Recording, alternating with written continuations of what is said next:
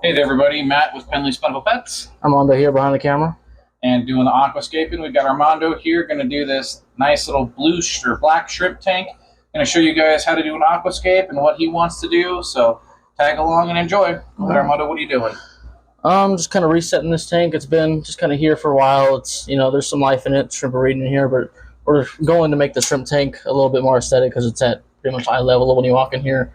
And I don't know, we have the opportunity. We have a bunch of plants to our access, so we might as well do something with them. So we're just gonna strip this tank barren. We're gonna use this piece of wood right back there, and it's like a tree trunk style scape thing. It's not gonna be too immersive.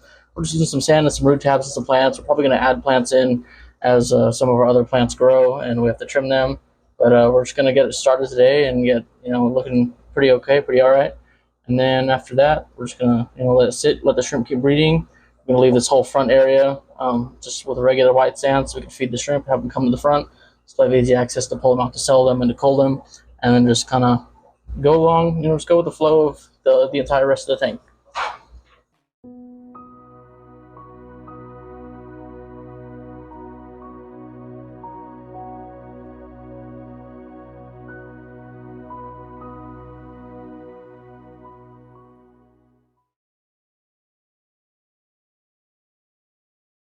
So what's the first thing you do with the aquascape? What are you doing? Right now, I'm just taking everything out, getting it barren. It's got the sponge filters. You want to keep that wet. So I'm just going to take all this stuff out. Some of the stuff, most of the stuff I'm going to be reusing in here. Pretty much all of it I'm going to be reusing. And then the rest of it, some of it may be coming out, but I'm pretty sure most of it's actually going back in. And so yeah, I'm just emptying it, getting everything ready. Getting a fresh, clean slot here, and then I'm going to start with slanting the sand up to the back, and starting to plant. Get this wood, get some plants glued to the wood. Okay, awesome. Sounds like a plan. So for anyone's watching, what is aquascaping, Armando? That's pretty much just making the tank look pretty with wood, rock, substrates, fish. It could be really anything you want.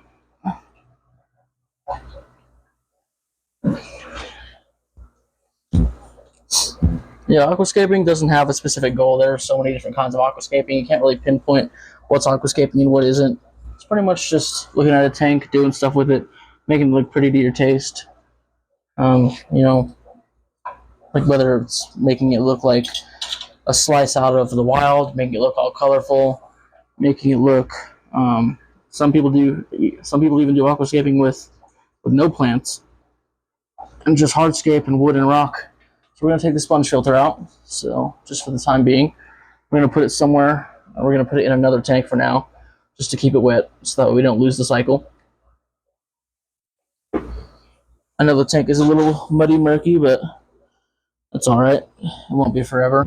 There'll probably be like a shot of the finished tank at the end. So this is just our black Sakura tank. I don't know if that's the actual proper name of the shrimp, that's just what we've been calling them. And I know it's a little dirty and mucky, but I'm pretty sure you guys can see well enough. And we have a bunch of black shrimp in here. We have a Bristlenose pleco, a male Bristlenose pleco in the back. I don't know if you guys can see them. And yeah, it's just a regular standard 10-gallon. I believe it's 18 inches, or it's 20 inches, I think like 12.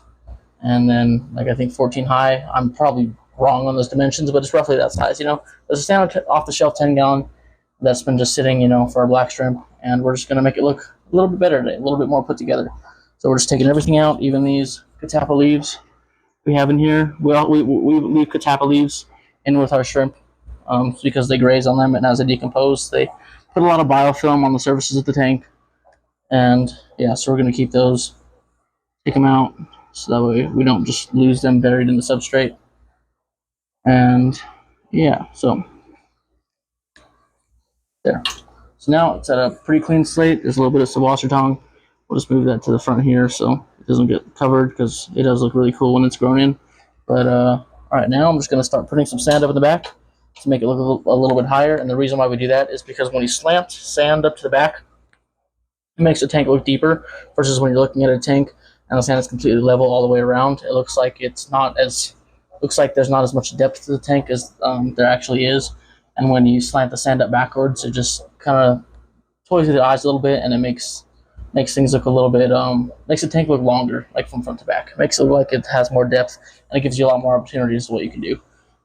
We're not doing anything too crazy with this tank, but we just like it. We're also doing it so that way we can have a better view of the shrimp instead of having to like put our faces up close to the tank and peek back to see what shrimp we have in here. We'd rather it just be sort of like slanted up so we have a full display of what's going on in the tank, because these are still shrimp breeding tanks, so we still have to be a little bit picky as to the shrimp that are in here and the shrimp that the shrimp that are in here that we're taking out, we're gonna sell, and everything in between.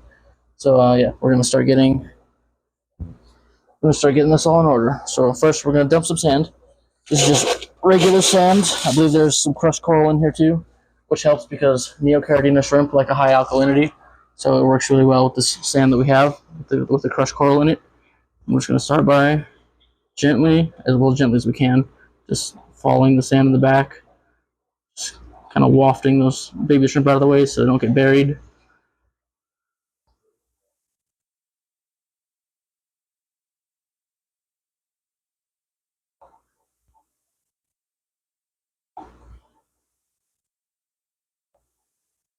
All right, we're gonna do probably 2, 3, maybe 4 scoops of that, just to get some more height up at the back.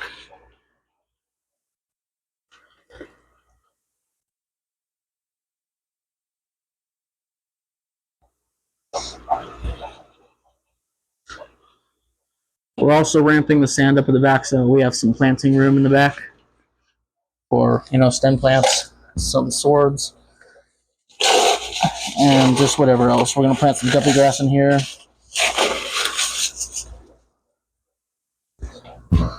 And some val. We're just trying to get, just a kind of densely planted type look.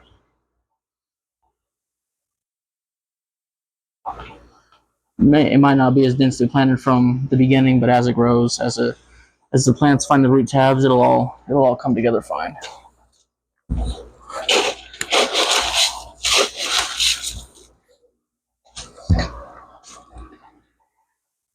I do apologize if it looks all murky and muddy, but there's organic material in the tank that's getting stirred up by moving our hands around in here, stirring water around, dumping sand. So it may look a little bit grody for a while, but at the end you'll see a final tank shot where it'll be all clear. It'll most likely be taken tomorrow or even later this afternoon, depending on how everything clears up. All right, I think we're going to do 1 more cup of that sand. All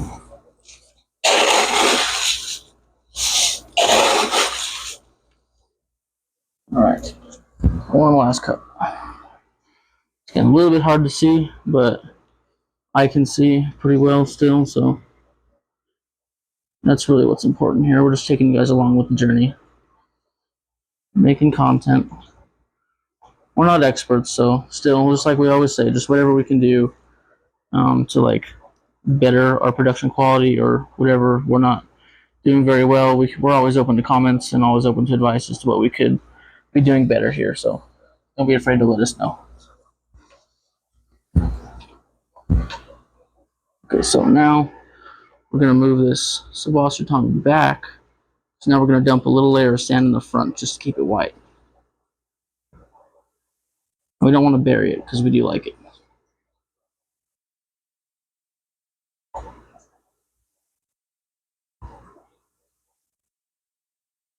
Okay. A little layer of sand right here in the front.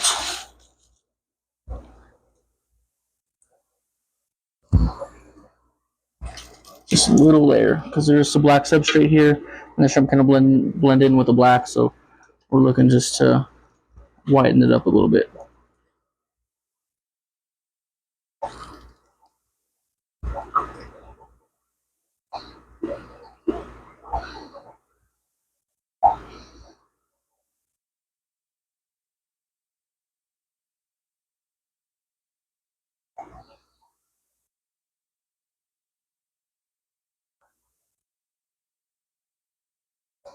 All right, let's say that's about as much sand as we need here.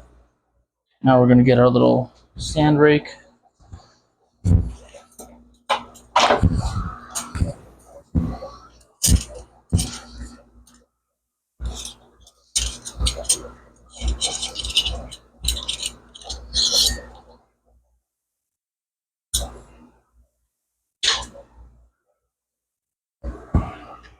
Alright, so now we're just going to slowly flatten the sand out. We're going to try our best not to crush any shrimp. They're pretty good at moving out of the way once they're spooked, so I don't think we'll crush any, but we're just going to take it a little slow, just to be kind. I also don't want to hit them with the scraper either. So just nice and slow. Let it move out of the way, and all will be fine.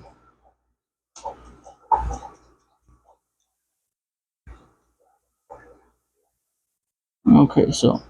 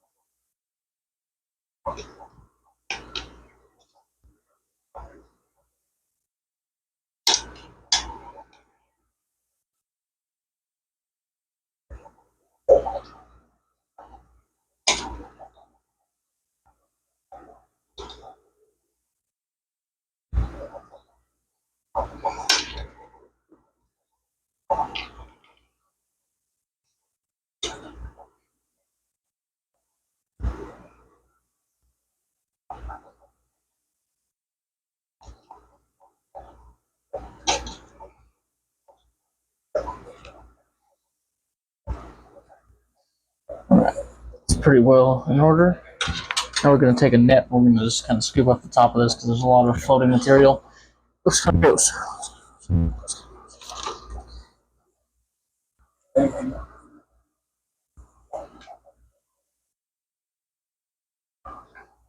We even try and grab some of this stuff from the water column. Try and clear this up a little bit.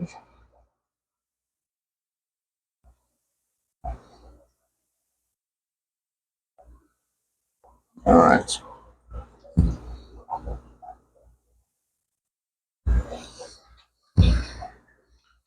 All right, so now we're going to get the sponge filter installed again, just to get that out of the way here. I'm going to actually need something to stand on here, because I'm short.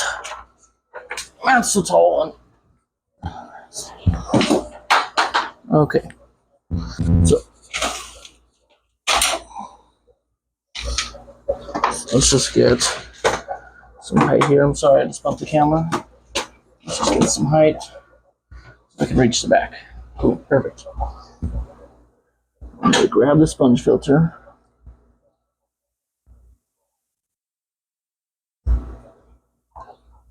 The reason we're doing the sponge filter first is because it's big and clunky, and we need to account for the space that it takes up.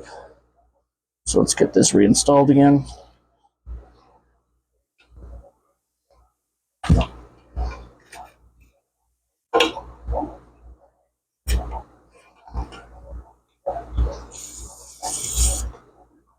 Oop.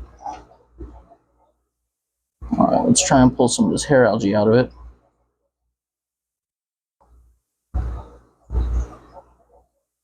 It's probably going to come back, but we're going to try anyway. Okay, there, we got that airline installed back on.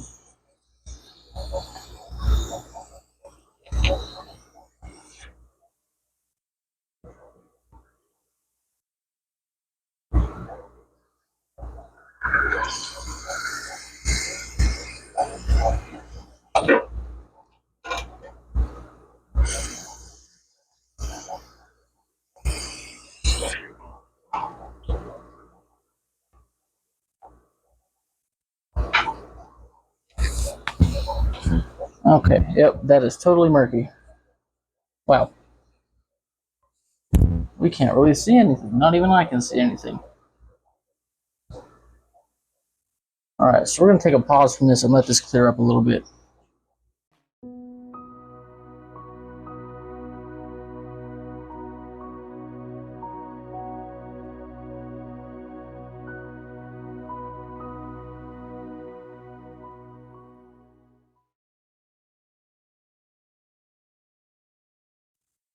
Anyways, back at it. Go ahead and show them, Armando. Yeah, so, but it's just simple. There's just a hole in the top of this little tree trunk piece thing. And so I just stuffed some Java front window love up in there. We're just going to get that stuffed in the substrate there. Make it look like it's immersed in there. I'm a real tree. Alright. There's that. We have some room to plant up there. Alright, let's get that looking like it's established in there.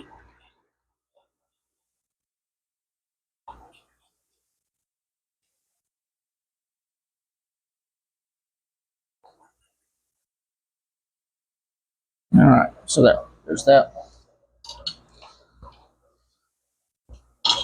So now we're going to get a big Anubias, our biggest one, just to get that out of the way now. I always like to do the biggest plants first, just because then you can work the smaller ones around them. Alright, big Anubias, just right there in the crack in the wood. Just like to shove it down in there. I'm going to use my hands. There, using my hands to shove the Anubias in there, make sure it doesn't come back up. Alright, so there's that. And we have another boost. Boost is short for Bucephalandra. I'm not exactly sure what type of Bucephalandra this is, but it is a sort of like longer leaf style of boost, and I really like it. We're going to use it in this scape.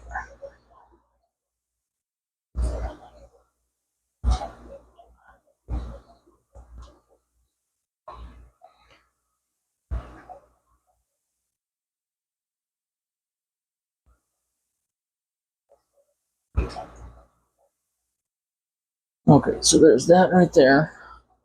Now we're going to take this small boost on a rock that we have. I'm going to put it right up in the front there. And pull some hair algae out of it.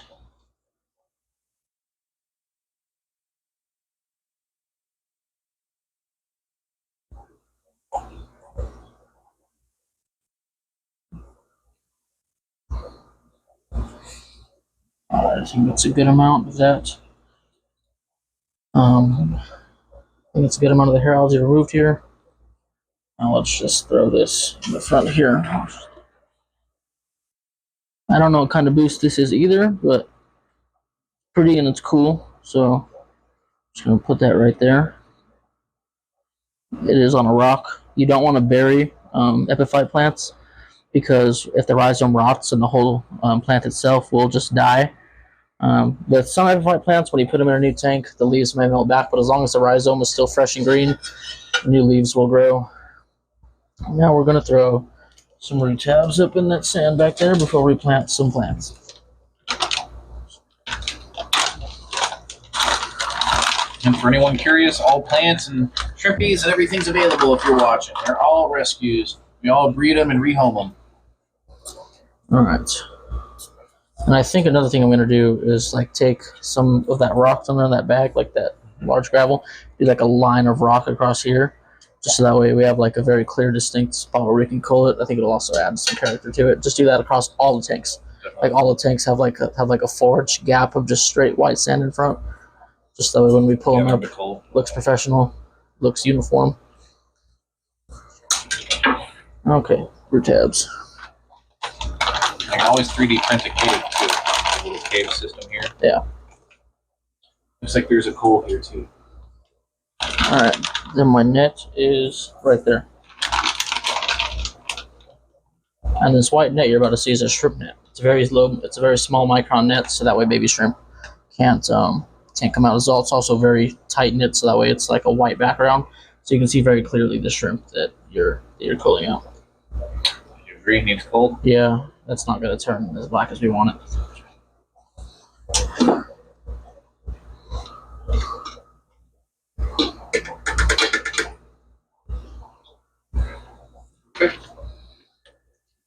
Probably going to do like 10. 10 of those. What are you using? These are just some of our standard little DIY root tabs we made in a previous video. And it's just a gel capsule right here. Put some Osmocote into it and it's snapped together just like that. And we plant them in the substrate, and the gel coating, like the gel capsule that they're in, dissolves, and then these Osmocote will be exposed to the substrate, which can then be eaten by plants. So we're just gonna, so you can see, just take them, toss them in there. That's about that. Thank you for watching again, everybody. Matt with Pendley's Plentiful Pets, and Armando here with the Matt and Armando Show.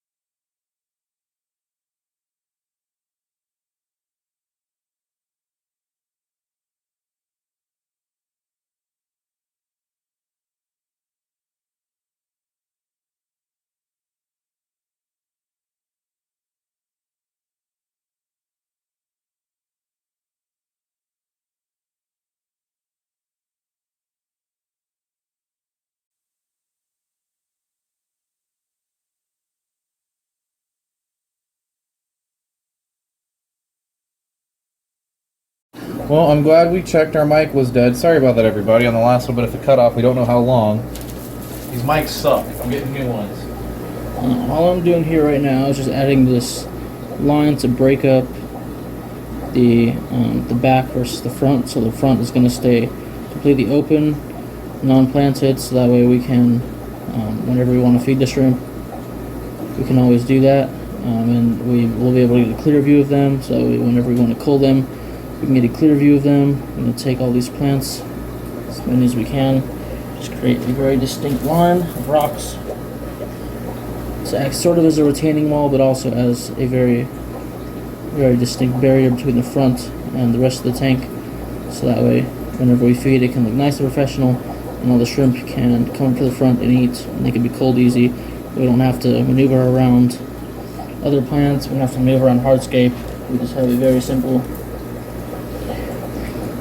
break.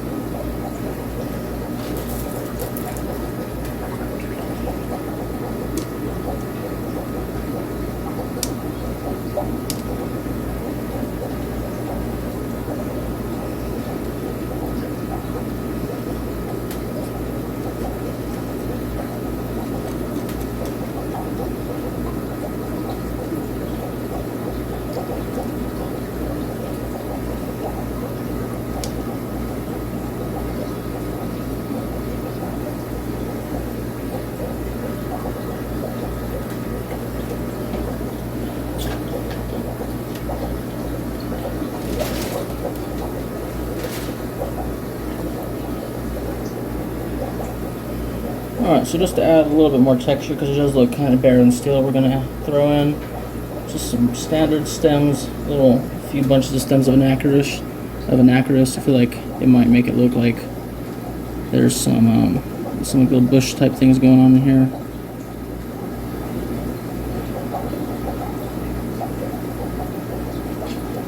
So there's that. I'm going to do another one on the other side.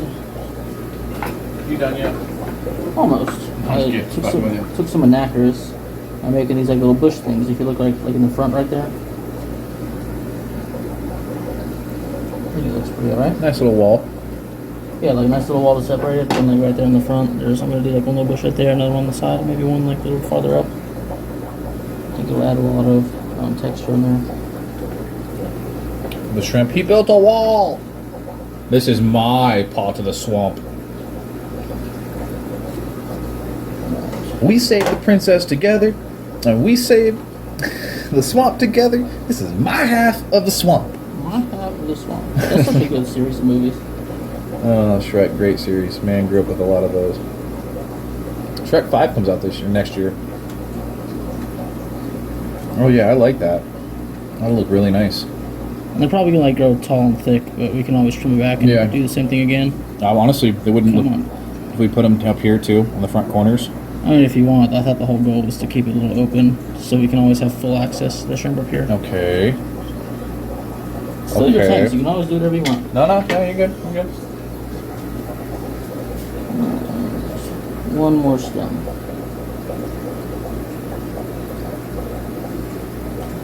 When we get a shit ton of duckweed, we're gonna be doing more duckweed, transplanting it over across. We'll do some little like duckweed grass or something, like running along the back, like right in front of that wall here, or even behind the wall. I don't know. Get some grass growing. Yeah. I think one would look fine. What, like right there? No, it's gonna block the sword, but I mean that's gonna get huge in the future. So that's the thing, is we got to keep it trimmed.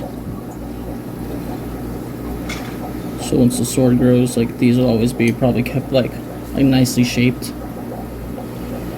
Alright, you're the gardener. Alright, I think there's a piece of some washer pond right here. We can throw it back in there. There's lobster mouse. Just throw that like, right there. Throw a rock on it. Hold it down and go around it. Awesome, looks good, man.